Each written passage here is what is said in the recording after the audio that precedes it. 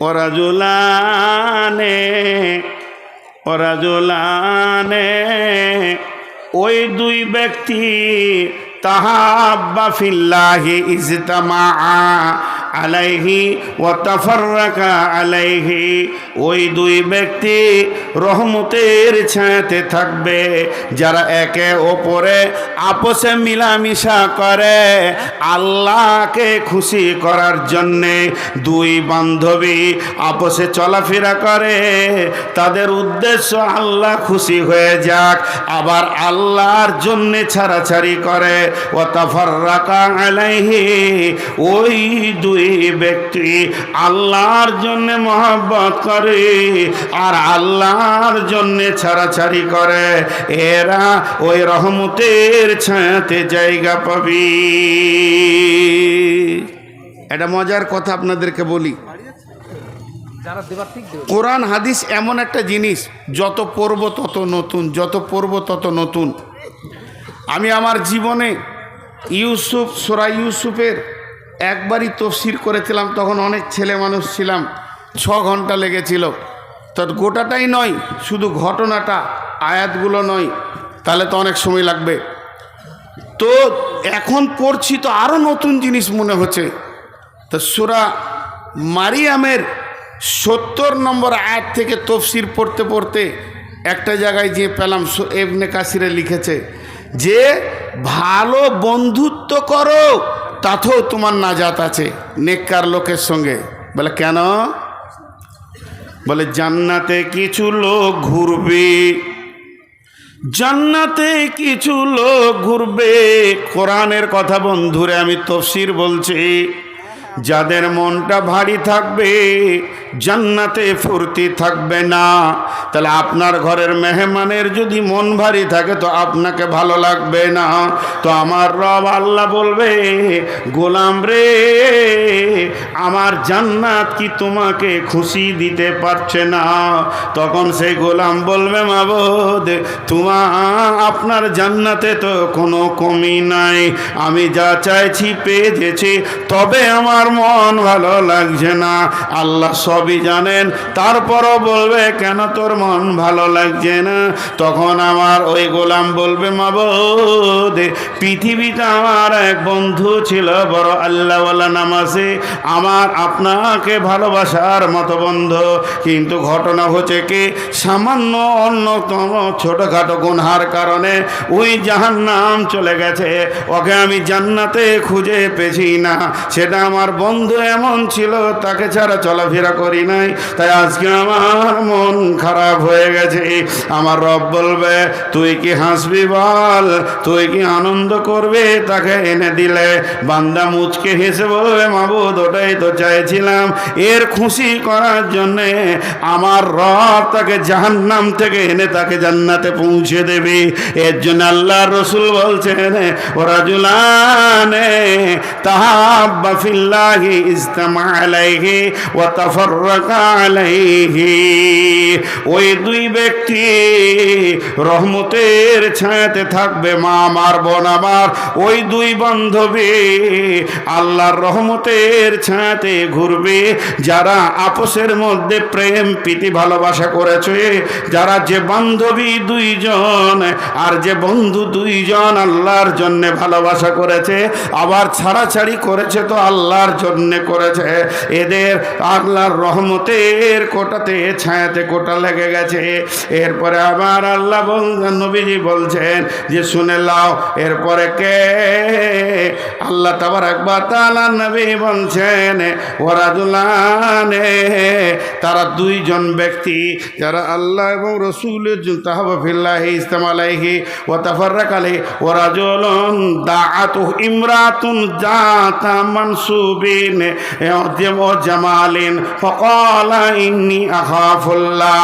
ওয়ারাজুলুন, ওই যুবক, ওই ব্যক্তি, তাকে কোনো সুন্দরী মেয়ে দেখতে বড় সুন্দর এবং তার মালও আছে, জাতা মানসুবিন জামালিন, দেখতেও যত সুন্দরী মেয়েটা, আবার মালওয়ালা কিংবা পুরুষটা দেখতে বড় সুন্দর এবং টাকা পয়সাও আছে, আসে কুকর্মের জন্যে তাকে ডাকছে, আয় আয় আয়, আমার সঙ্গে মজা লুটে লিছেন। তখন সে বলছে ইন্নী আখাফুল্লাহ, আমি আল্লাহর ভয়ে তোমার কাছে যেছি না।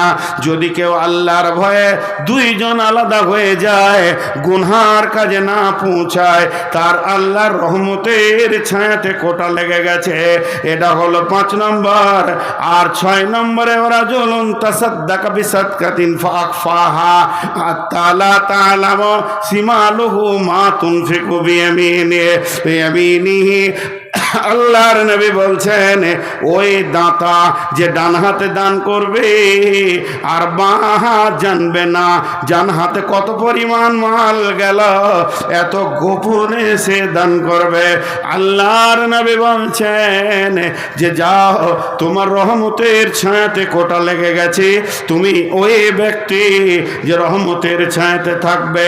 আর 7 নম্বরে ওই ব্যক্তি ওরা জ্বলন ওই ব্যক্তি যে গভীর রাত্রিতে উঠল, যাকারাল্লাহ খালিয়ান ফাফাজাত আইনাহু, অন্ধকার গভীর রাত্রিতে উঠে চোখের পানি ফেলে ডুকরে ডুকরে কাঁদছে। আল্লাহর নবী বলছেন যে গুনার উম্মত রে, তোমার রহমতের ছায়াতে কোটা লেগে গেছে।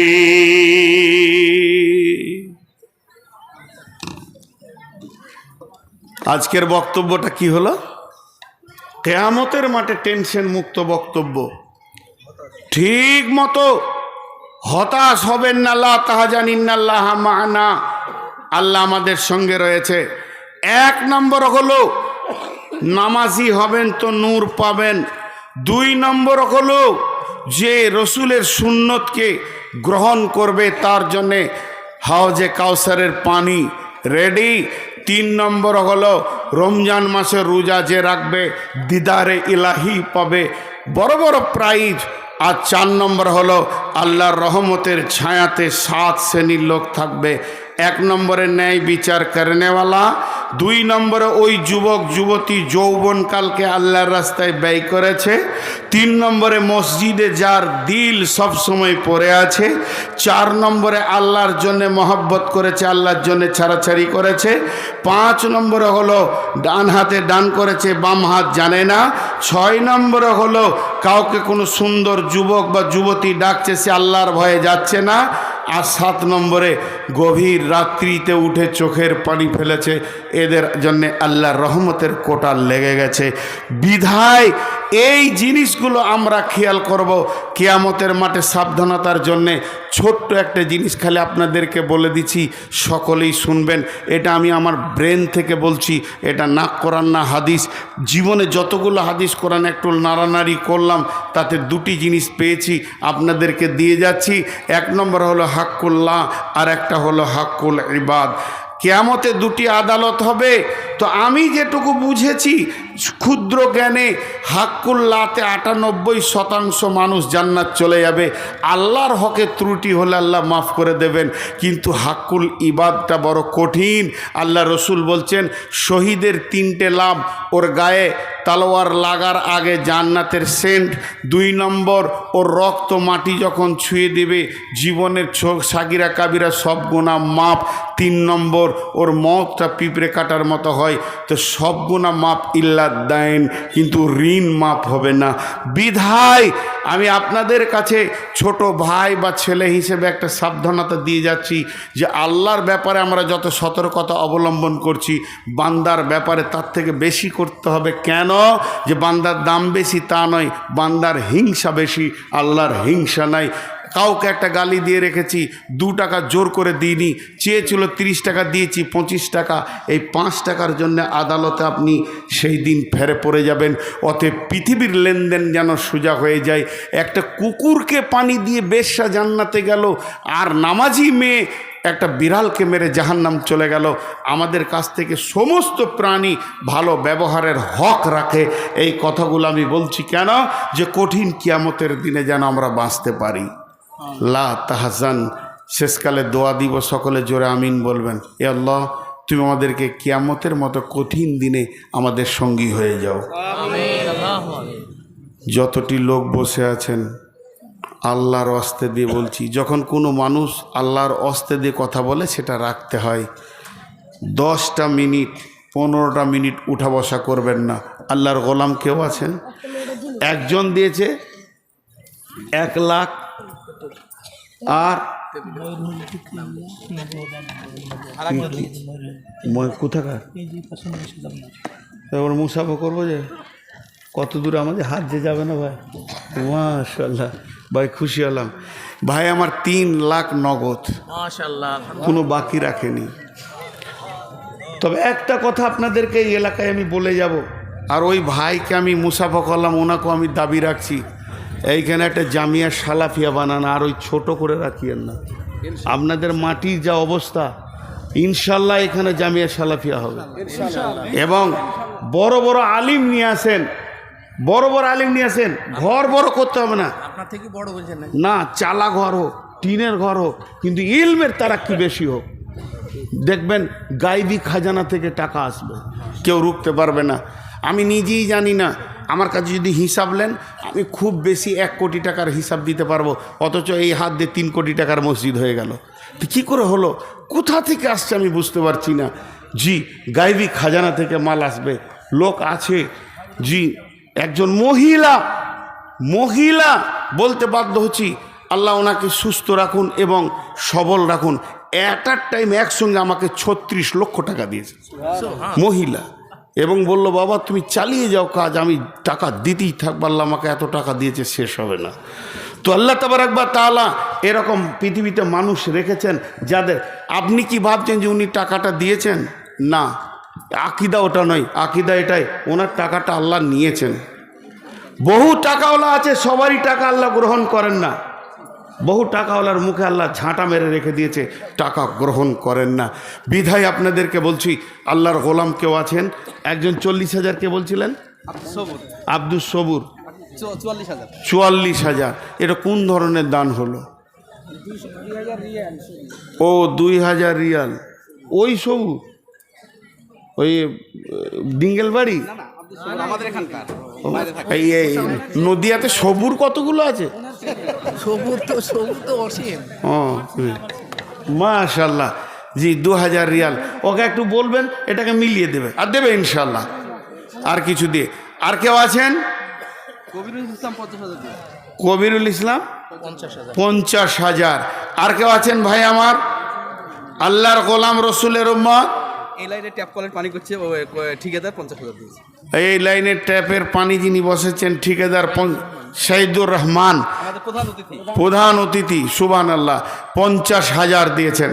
আর কেউ আছেন? আমাদের এখানে সিয়াদ সাহেব পান ব্যবসায়ী, এই গেটটা করে দেবো বলেছে মাদ্রাসার বড়। আচ্ছা, মাদ্রাসার বড় গেটটা উনি করে দেবেন, পাট ব্যবসায়ী। আচ্ছা, আপনারা কি শুনবার জন্য এসেছেন? এবার আপনারা হাতটা ঝাড়েন গো, 10,000 20,000 হোক। আরে ভাই, ওনার আছে 3 লাখ দিয়েছে, আপনার নাই 3 টাকা দেবেন, তারপরেও আল্লাহর কাছে গ্রহণ হবে।